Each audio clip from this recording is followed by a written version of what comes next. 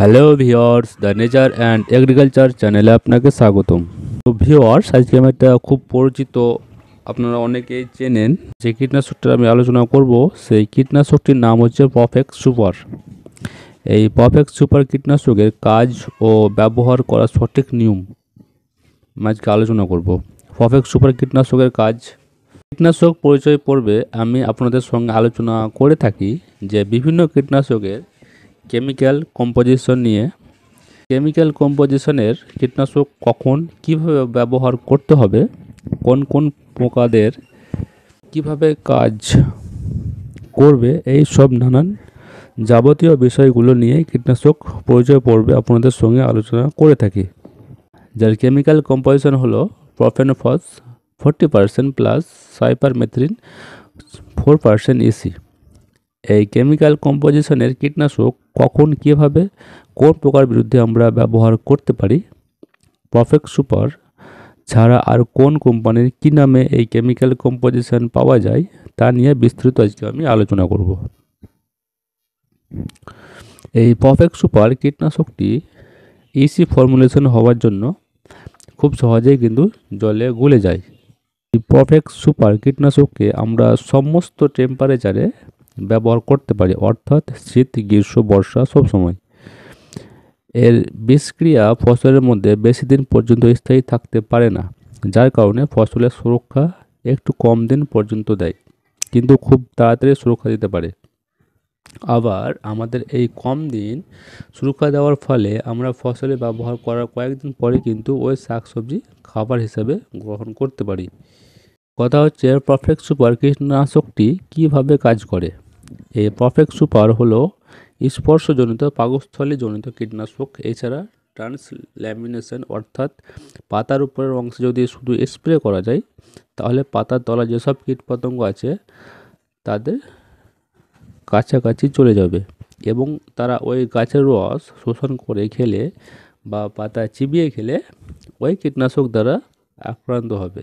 বেশ কিছু পোকার ওপর, বিশেষ করে লাল মাকড় এবং সবুজ মাকড়ের উপর অল্প মাঝারি এবং কার্যকারিতা আমরা লক্ষ্য করতে পারি। অর্থাৎ প্রথম দিকে যদি মাকড়ের আক্রমণ হয়, তখন যদি পারফেক্ট সুপার স্প্রে করা যায়, তাহলে বেশ কিছুটা কার্যকর কাজ পেতে পারি। এটি একটি ডিম্বাণুনাশক, অর্থাৎ পোকার ডিমকে পুরোপুরিভাবে নষ্ট করে দেয়। যে সময় পোকার ডিম দিতে শুরু করছে, তখন যদি আমরা স্প্রে করে, তাহলে সমস্ত ডিম নষ্ট হয়ে যাবে এবং সেই ডিম ফুটে আর কোনোভাবেই লার্ভা বা পিউপাতে পরিণত হতে পারবে না। এই পারফেক্ট সুপার নিয়ে কিছু গুরুত্বপূর্ণ কথা বলবো এবারে। এই পারফেক্ট সুপার কীটনাশকটি যে পোকার শরীর বিস্কৃত ঘটিয়ে কীটপতঙ্গ মেরে ফেলে, ঠিক তেমনই কিন্তু উপকারী বন্ধু পোকাদেরও মাঝে মাঝে বিষক্রিয়া লক্ষ্য করা যায়। বিশেষ করে মৌমাছি এবং বন্য পশু পাখিদের পক্ষে প্রায় ভালো বিষক্রিয়া লক্ষ্য করা যায়। যেহেতু এই পারফেক্ট সুপার কীটনাশকটি হলুদ বিষক্রিয়তা শ্রেণীর কীটনাশক, তাই ব্যবহার করার কমপক্ষে 15 থেকে 20 দিন পরে আমরা যে কোনো শাকসবজি খাবার হিসেবে গ্রহণ করতে পারি। এই কীটনাশকটি মৌমাছি প্রজাপতি বেশ ভারী বিষক্রিয়া লক্ষ্য করা যায়। তাই যেসব গাছে ফুল আসে বা পরাগ মিলনের সময় গাছে এই ধরনের কীটনাশক না প্রয়োগ করাই ভালো। পারফেক্ট সুপার কোন পোকা ও কোন কোন গাছে ব্যবহার করা যাবে।